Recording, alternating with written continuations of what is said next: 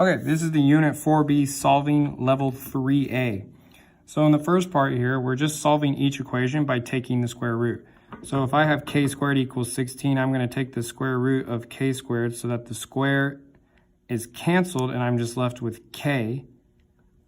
And that's going to equal the square root of 16. Well, the square root of 16 is plus or minus 4. It has to be plus or minus because if I square positive 4 or square negative 4, both of which equal 16. And number 3, I have the square root of n squared is equal to the square root of negative 6. Well, I can't take the square root of negative 6. So instead, I have to rewrite this as the square root of 6 times the square root of negative 1. And if we remember in class, this means that n is going to equal the square root of 6i, because I is negative 1. Okay, moving down to the bottom part, I have x squared plus 6 equals 106. Well, it says solve each equation by taking square roots. Remember to isolate, meaning get the x squared by itself. So we have to isolate the x squared or the variable squared. So in our case, we have x squared plus 6 equals 106. So I'm going to start by subtracting 6 from both sides to isolate my x squared. And so draw your line down and write what's left behind so you know where your equal sign is. Well, 6 minus 6, that's 0, and I'm left with an x squared is equal to 106 minus 6, which is 100. And so now I can take the square root of x squared to get rid of the square and the square root of 100. And so I'm left with the square root of x squared is x, which is equal to the square root of 100, which is plus or minus 10. Don't forget the square root of 6 over here is plus or minus that. Okay, number 7 is the same thing. I have to isolate, so again, I'm going to draw my line. I'm going to divide both sides by 36. When I do 36 divided by 36, it cancels, and I'm left with v squared is equal to 9 over 36, which is the same thing as 1 over 4. Now, when I take the square root of a fraction, I have to take the square root of the top part and the square root of the bottom part.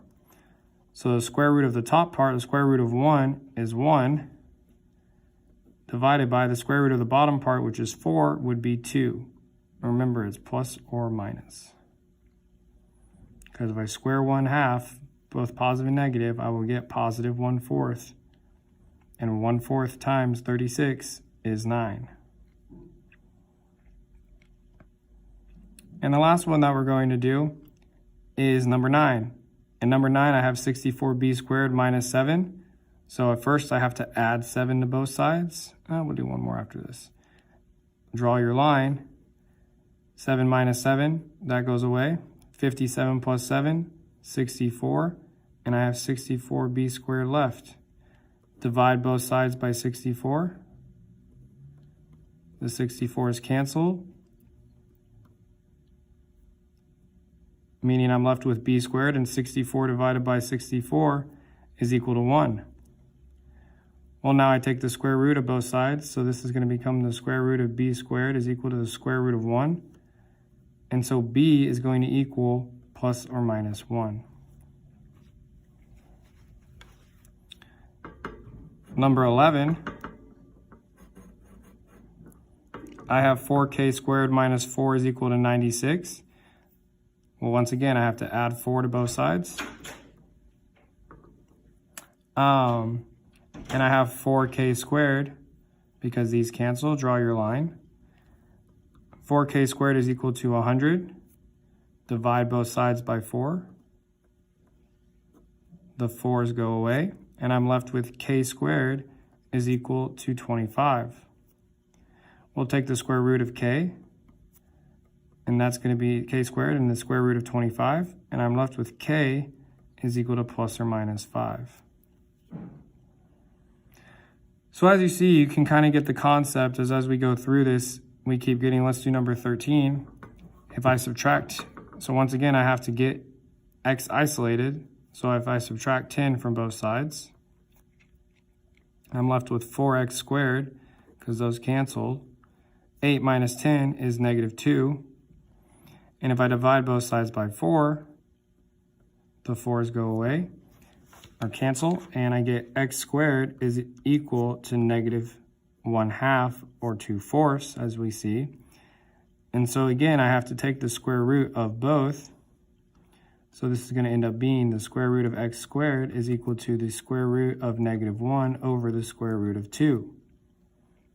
Well, I can't do the square root of negative 1, so I know that this becomes I though, so x is going to equal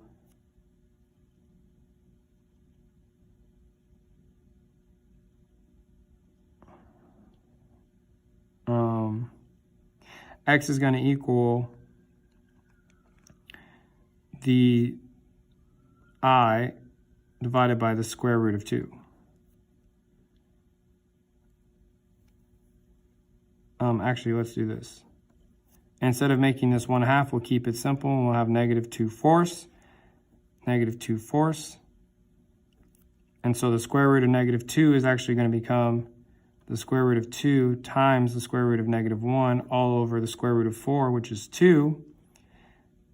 And so x is going to equal the square root of 2i over 2. Okay, number 15, we got this big number over here. So we're going to add 7 to both sides to start. And when I do that, I get negative 6n squared because the 7's cancel. And then negative 582. I'm going to add 7. And so then I'm going to divide both sides by negative 6. My negative 6's cancel each other out. And negative 582 divided by negative 6 leaves me with an n squared that's equal to a positive 97. And so then I make n squared to take the square root of both sides and square root of 97, and that's going to make n equal to plus or minus the square root of 97. And the last one, number 17, I add 8 to both sides to start, like we've been doing. Sorry, I moved page up so you can see. And so my 8's cancel each other out, and I'm left with a positive 1 and 4n squared. I can divide both sides by 4. And I'm left with an n squared that's equal to 1/4. And so when I take n squared and do the square root, and that's equal to the square root of 1 divided by the square root of 4, which means that n is equal to 1 over 2, plus minus 1/2. Okay, so the big thing for the square rooting of these is to make sure that you have the plus minus in your final answer, but also to make sure that if your answer is negative, that you incorporate the I. Hopefully that will help you in solving the level 3A.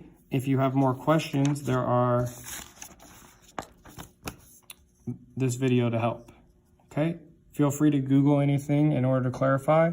Hope this helps you with the level 3A, Unit 4B level 3A. Thanks.